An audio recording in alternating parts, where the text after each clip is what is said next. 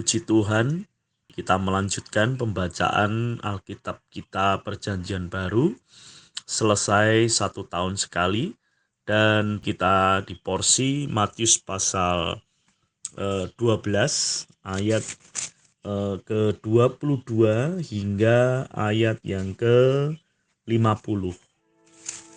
Puji Tuhan, setelah kemarin kita melihat pasal 12 ayat 1 sampai 21, kita melihat di situ Tuhan Yesus mewahyukan dirinya sebagai bait Allah yang sejati dan sebagai sabat yang sejati, juga hamba yang sejati. Maka dari hal-hal ini seharusnya kita sebagai orang Kristen bisa menikmati dan tinggal di dalam bait, yaitu di dalam Kristus, dan menikmati sabat yang sejati, yaitu perhentian. Karena itu orang Kristen adalah orang yang menikmati perhentian, ya. Perhentian karena kepuasan, ya. Kepuasan karena rasa lapar kita dikenyangkan oleh Tuhan. Maka saudara-saudari, melalui hal-hal ini, ya, kita harus menikmati baitnya dan menikmati Dia sebagai kepuasan dan perhentian kita, ya, sehingga kehidupan kita bukanlah kehidupan yang kacau, ya, tidak tenang, ya, khawatir, cemas, ketakutan, ya. Itu bukanlah kehidupan orang Kristen, ya. Di dalam satu ayat, ya, dikatakan bahwa Allah tidak memberikan roh ketakutan, ya, di 1 Timotius 1, ya. Nah, di sini kita melihat, ya, bahwa Tuhan juga menyatakan dirinya sebagai hamba, ya. Saudara-saudari, ketika Tuhan menerima banyak penolakan, ya, dikatakan di ayat 19 di pasal 12, ia tidak berbantah, tidak berteriak, dan orang tidak mendengar suaranya di jalan-jalan, ya. Dia tidak berteriak-teriak, ya, atau tidak berbantah, ya. Kemudian juga sikapnya terhadap kita, ya, kita ini seperti buluh yang patah tapi tidak terkulai atau tidak diputuskannya, ya. Buluh itu adalah untuk bunyi-bunyian, ya, alat musik, ya, tetapi karena patah terkulai maka tidak bisa berbunyi, ya. Kehidupan Kristen kita juga seringkali tidak berbunyi, ya. Kemudian sumbu yang pudar nyalanya tidak akan dipadamkannya, ya. Sumbu mengeluarkan api yang memberi terang, ya. Seringkali kehidupan Kristen kita juga gagal sehingga tidak bisa memberi terang, ya. Maka tetapi Tuhan penuh belas kasihan, ya. Dia sebagai hamba yang sejati penuh belas kasihan, ya. Sehingga jelas sekali melalui belas kasihannya kita tidak disingkirkan, tidak diabaikan, tidak dipatahkan, tidak dipadamkan, ya. Tapi saat kita berbalik, ya, Tuhan Yesus, ya, kita bertobat, kita mengaku dosa, pelanggaran, kegagalan kita, maka Dia tidak membuang kita, ya, tetapi Dia menyalakan kita kembali, membarakan kita kembali, menggairahkan kita kembali, ya. Saudara-saudari, boleh jadi kita adalah orang yang menolak Dia, ya. Kita enggan menjadi orang yang berdoa, kita malas membaca firman-Nya, kita acuh tak acuh terhadap pelayanan terhadap Tuhan di dalam gereja, ya. Kita juga tidak taat terhadap perkataannya yang di batin kita, ya. Tetapi ketika kita berbalik pada Dia, ya, Dia tetap menaruh belas kasihan, ya. Belas kasihan itu menjangkau kita, ya. Kemudian Dia memberikan kasih karunia-Nya kepada kita, ya. Saudara-saudari, Dia tidak pernah mematahkan bulu yang terkulai, atau memadamkan sumbu yang pudar nyalanya. Ya, Dia tetap menunggu kita datang kepadanya. Saudara-saudari, ketika Tuhan tahu kita menolak Dia, kita tidak mau mengikutinya, kita tidak mau diatur oleh Dia, kita memberontak, ya. Tetapi Tuhan membalas dengan belas kasihan dan kasih karunia. Moga kita menjadi orang Kristen yang mengalami belas kasihannya dan menikmati kasih karunia-Nya. Amin. Kemudian kita melanjutkan di dalam pasal 12 ayat 22, ya. Karena penolakan, ya, orang agamawan Yahudi, ya, maka Kristus sebagai Raja Penyelamat, ya, Raja Surgawi, di dalam keselamatannya berpaling kepada bangsa-bangsa lain, ya. Maka di dalam ayat 21 dikatakan, dan padanyalah bangsa-bangsa akan berharap. Ini menunjukkan bahwa ketika Tuhan menerima penolakan, ya, terhadap ministry dan pelayanannya, maka Dia berpaling kepada dari bangsa Yahudi kepada bangsa-bangsa. Maka dikatakan di sini, dan padanyalah bangsa-bangsa berharap. Amin. Ya, ini berkat besar bagi kita, orang bukan Yahudi, ya. Karena orang Yahudi menolak, tidak menerimanya, maka kita diberi belas kasihan sehingga kita bisa menjadi umatnya. Ya, di dalam Yohanes pasal 1 ayat 11, di sana dikatakan Tuhan datang kepada milik kepunyaannya, tetapi milik kepunyaannya tidak menerimanya. Maka Tuhan berpaling kepada bangsa lain. Maka dikatakan di ayat 12-nya, barang siapa atau siapa saja, ya, yang percaya menerimanya, diberinya kuasa menjadi anak-anak Allah, yaitu orang yang percaya dalam namanya. Ya. Karena penolakan orang Yahudi dan penerimaan kita orang bukan Yahudi, maka kita diberi kuasa menjadi anak-anak Allah, yaitu orang yang percaya, orang yang menerima namanya Yesus Tuhan, menjadi Tuhan dan Juru Selamat kita. Maka hari ini kita disebut umat Allah, disebut anak-anak Allah, dan disebut gereja. Supaya kita bisa menjadi ekspresi daripada Allah dan dibawa untuk menaklukkan musuh Allah. Maka setelah Tuhan berpaling kepada bangsa-bangsa, Tuhan menunjukkan, ya. Maka di ayat 22 kemudian dibawanyalah kepada Yesus seorang yang kerasukan setan. Orang itu buta dan bisu, lalu Yesus menyembuhkannya sehingga si bisu itu dapat berkata-kata dan melihat. Saudara-saudari, orang yang jatuh dalam dosa dikuasai oleh setan, ya. Kemudian hasilnya adalah orang itu buta, orang itu bisu, ya. Tapi di sini Tuhan menyembuhkannya, ya. Lalu banyak orang takjub dan mengakui, ya, bahwa Yesus ini anak Daud.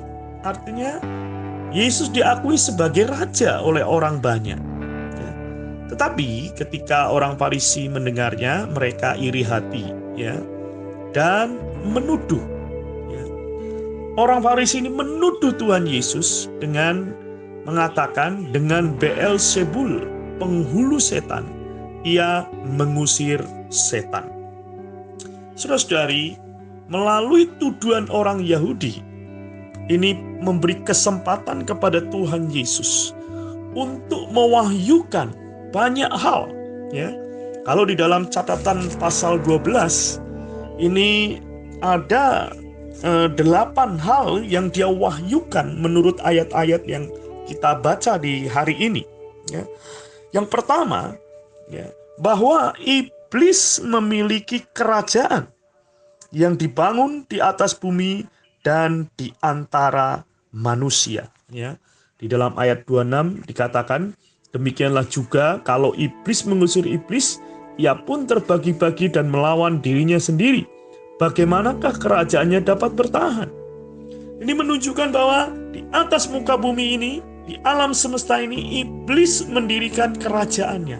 Iblis membangun kerajaannya. Iblis mendapatkan rakyat, yaitu manusia-manusia yang berdosa, yang durhaka, dijadikan kerajaannya. Lalu dibangun di dalam gelap, di dalam maut, di dalam ketidakteraturan, ya.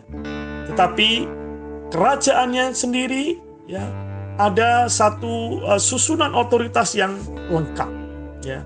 Maka iblis itu menyusun kerajaannya sedemikian rupa, ya. Ini menjelaskan bahwa di alam semesta ini bukan hanya di bumi khususnya hanya ada kerajaan iblis, ya. Kerajaan Allah di atas diri kerajaan Israel, ya, Tuhan sudah menolak Tuhan. Maka Tuhan berpaling kepada bangsa lain yang didapat dari orang-orang yang di bawah kekuasaan kerajaan iblis. Inilah arti dari penolakan orang Yahudi terhadap Tuhan Yesus. Maka yang kedua, ya, ini mewahyukan bahwa Tuhan Yesus mengusir setan dengan kuasa Roh Allah. Maka ini adalah untuk mendatangkan kerajaan Allah. Saudara-saudari, di dalam Matius pasal 6 kita melihat satu doa, ya, bahwa datanglah kerajaan. Saudara-saudari, bagaimana kerajaan ini datang? Kerajaan ini datang dengan Tuhan Yesus mengusir, ya, iblis dengan kuasa Roh Allah. Maka kerajaan Allah datang menguasai wilayah kerajaan iblis yang ada di bumi. Maka di dalam doa Tuhan Yesus di dalam pasal 6 Matius dikatakan, jadilah kehendakmu di bumi seperti di surga. Saudara-saudari, kita melihat perkara yang indah. Bagaimana Tuhan memiliki wilayah di bumi. Wilayah di mana seluruh kekuasaannya dikuasai oleh iblis. Tapi Tuhan bisa mendapatkan wilayah kerajaan Allah di bumi, ya, melalui dia mengusir setan itu dengan kuasa Roh Allah. Saudara-saudari, ketika orang pergi menginjil, ya, ketika kita pergi menginjil, itu sebetulnya membawa kuasa Roh Allah.